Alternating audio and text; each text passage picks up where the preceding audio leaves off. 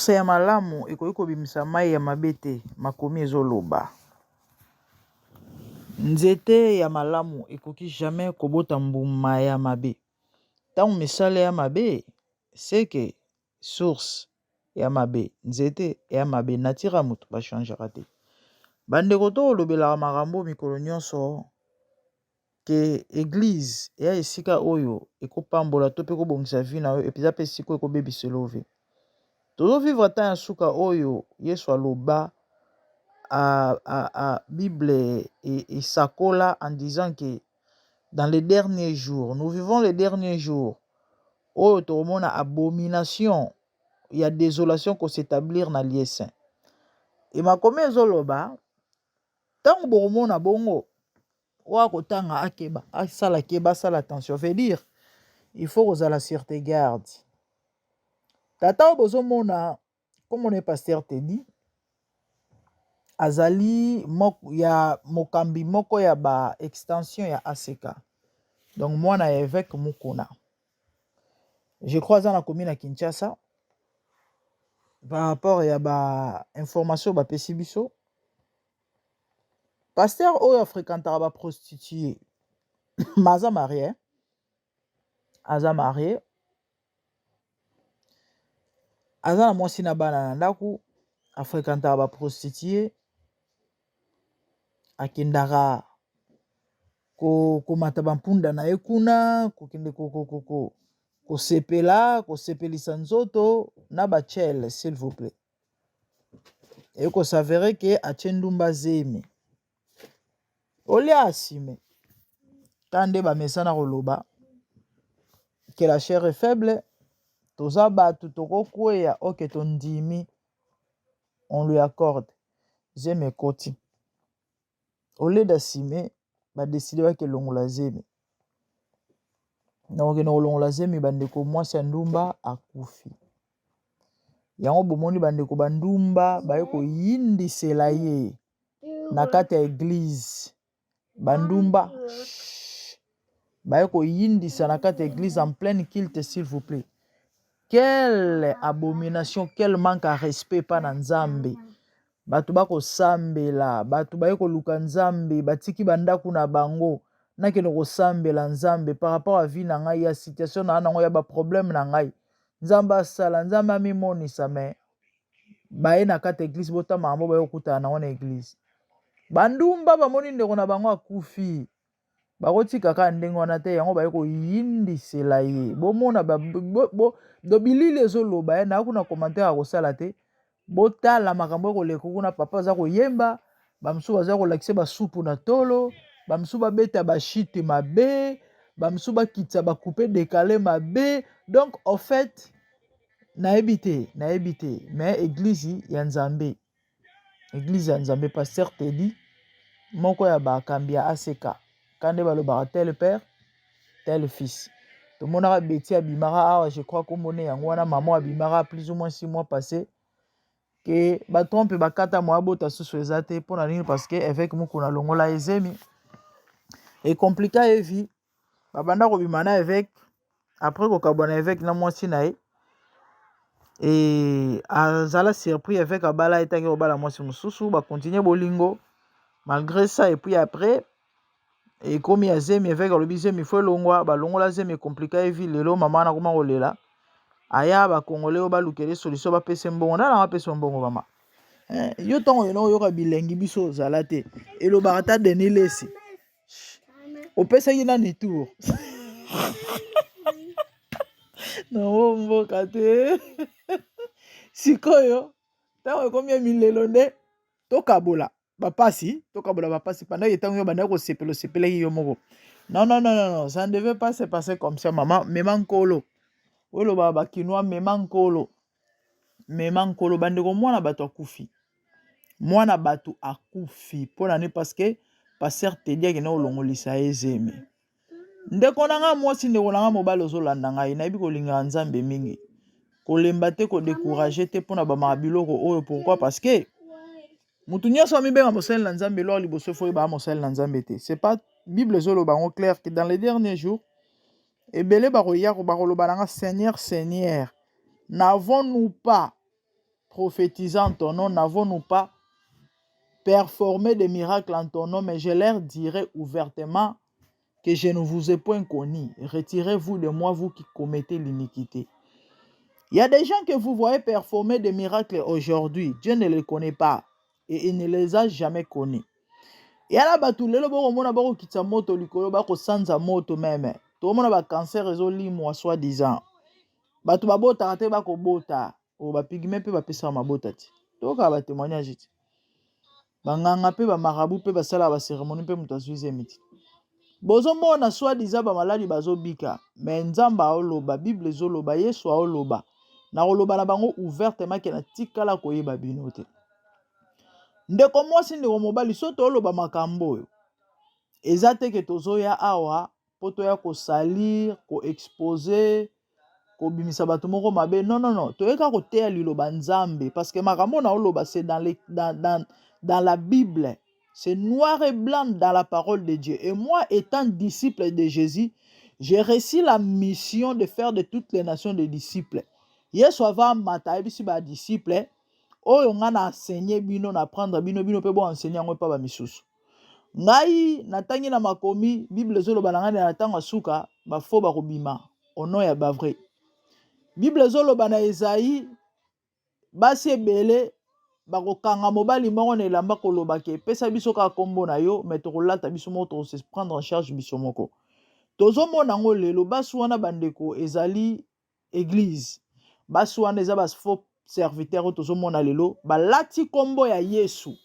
Mais baza ko tirer nyonso ya bango tout ce qui est leur vie kolia kolata donc quand tant bazoloba ko bakolia na mbongo na bango moko to pe kolata to ko vivre. Donc cela veut simplement dire Yesu eza kaka image ba kolakisa ke non to ana nzambe kombo balati pona ko tromper vigilance ke tozana nzambe tozana Yesu. Mais en vérité, en réalité, ce n'est pas le cas. Et bakolo bateke to basala satana parce que batu bako kima bako yate. Neti mission à diable. Et eza mission moko secrète. Yako luka ko déstabiliser royaume nzambe.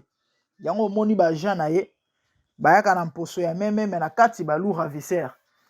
Ils auront l'apparence de la piété dit la Bible mais régnant c'est qui en fait la force.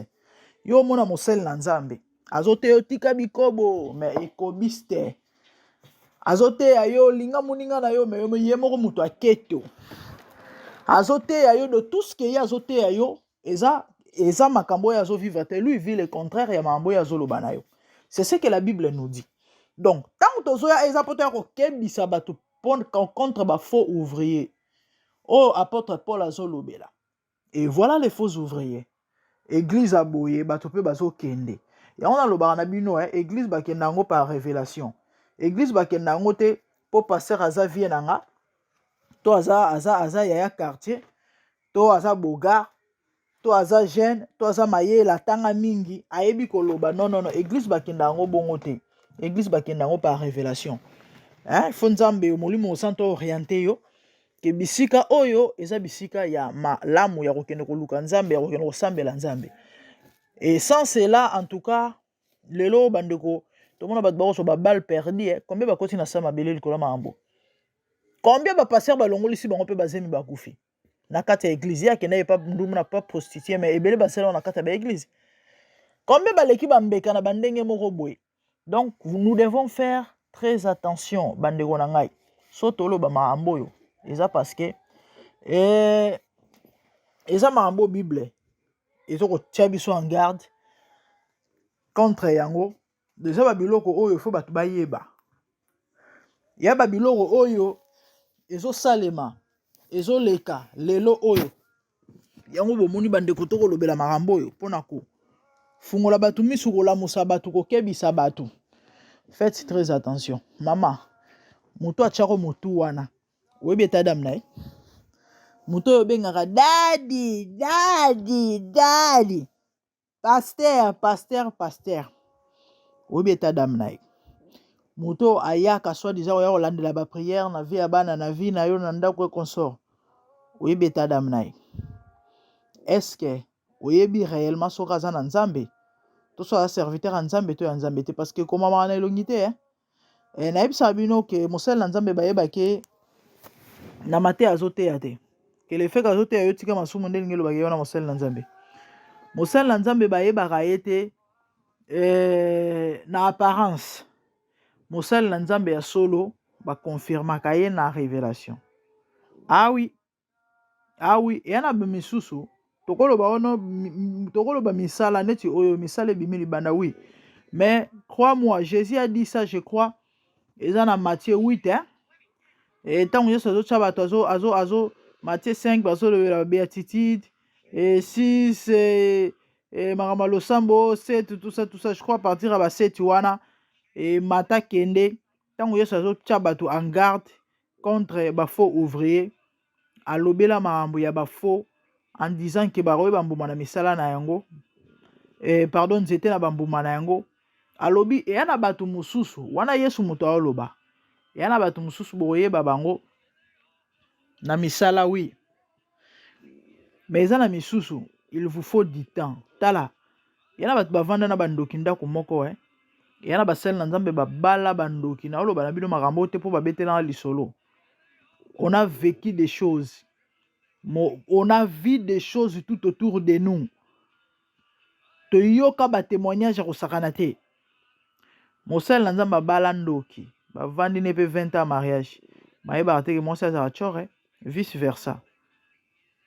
Mwana na kati ya ndako bapeseli yo yeki ndoki moto ayebaka te. Donc bref, il y a de ces gens là aza faux, mais bovandaka na ye pe botikali pe okonstate te, bokomoni na kati ya makambo ya mabe te.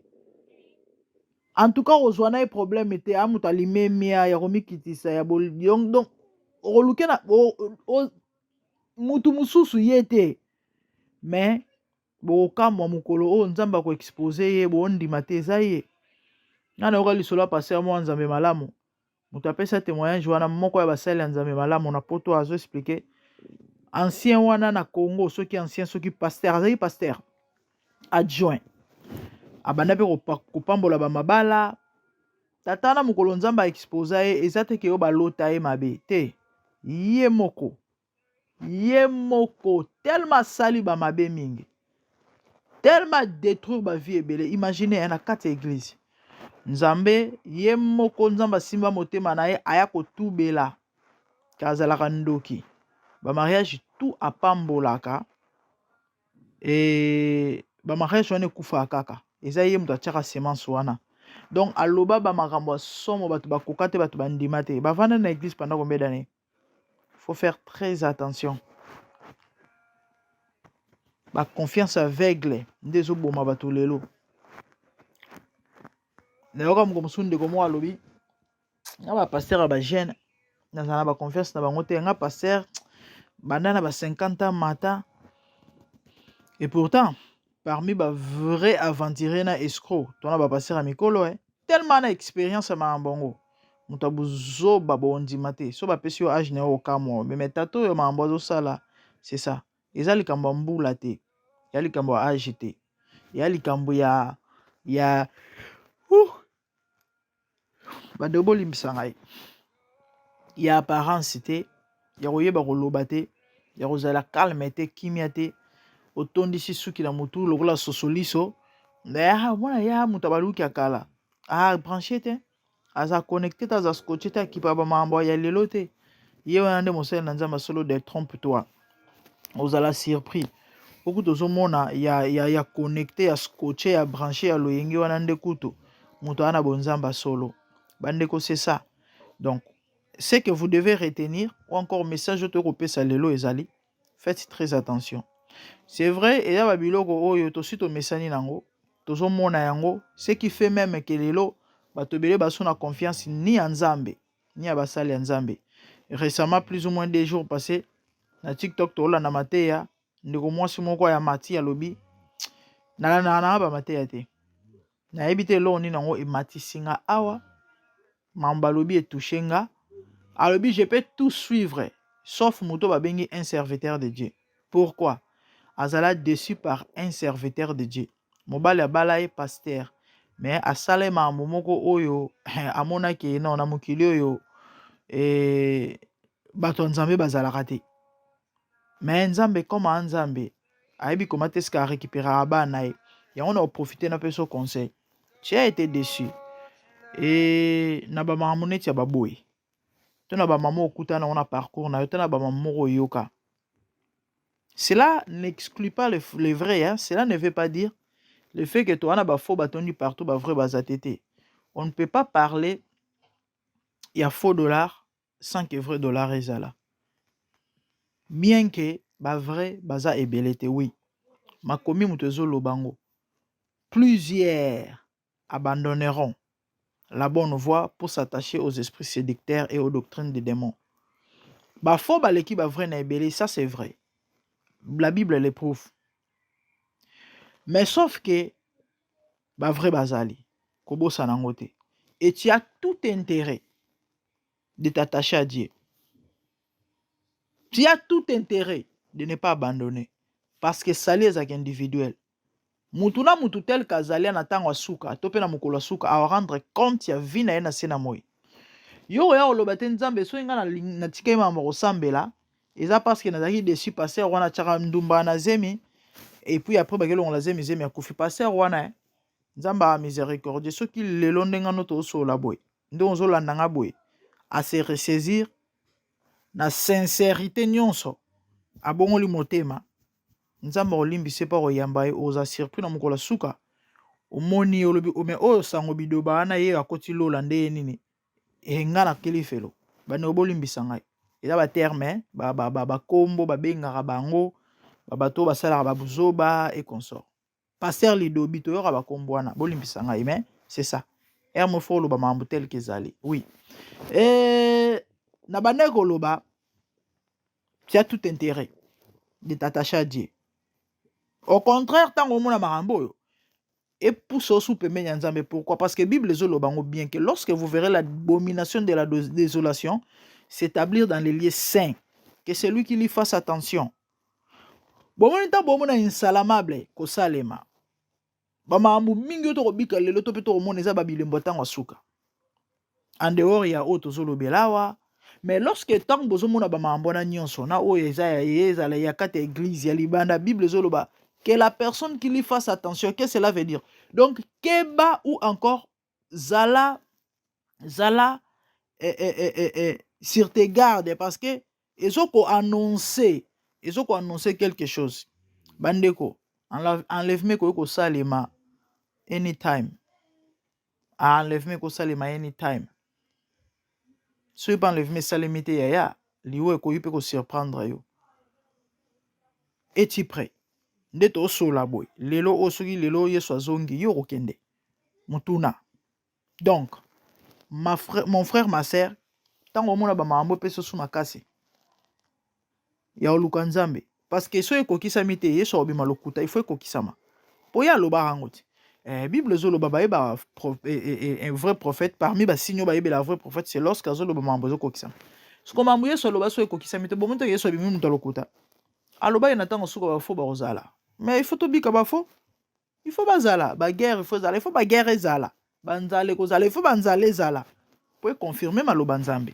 Donc tant que zo mona confirmation wana ya biloko oyo yo kozanga maloba loba liboso nzambe te.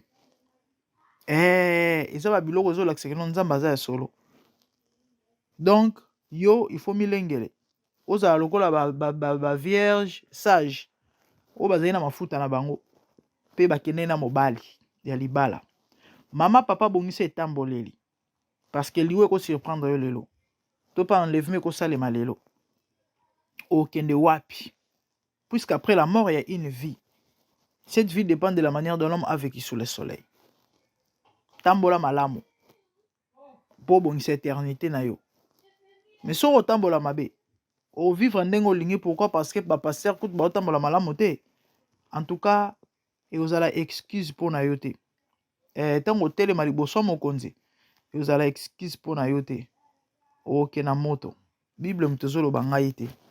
C'était ça. Ya mukoto zali nango besoin ya kosolola na baike courage na mutu nyonso azala deshi. To pe na mutu nyonso o ayoki pasi na makambo yo ainsi va la vie. Kobese brate. Eza neti vie ya soldat, vie ezaka bitumba. La vie est un combat. Tant aucun affront pe na guerre. Bozo bunda ke ninga mso azui bal perdu a koi yoko kita munduki te. Il faut continuer bitumba. Mama, papa, kobese brate, bunda, olonga. Parce que Yesu, ana ngambo na yo. Tokomi na biso na suka. Osabona nanu te, s'abonner. Like, activer cloche de façon aux avoir notification sur le côté. So bon monde na suggestion to commentaire, otikeli biso. Ezaki tolikasi na bonzambe avec la grande dame. Na lingi bino mingi. Ba abonné à MDGD TV. Lo sambo na ngezala. Nzamba pambola pa batela bino. Dans tout ce que vous faites. De bonnes choses. Na bonu no balasima. À plus. Bye.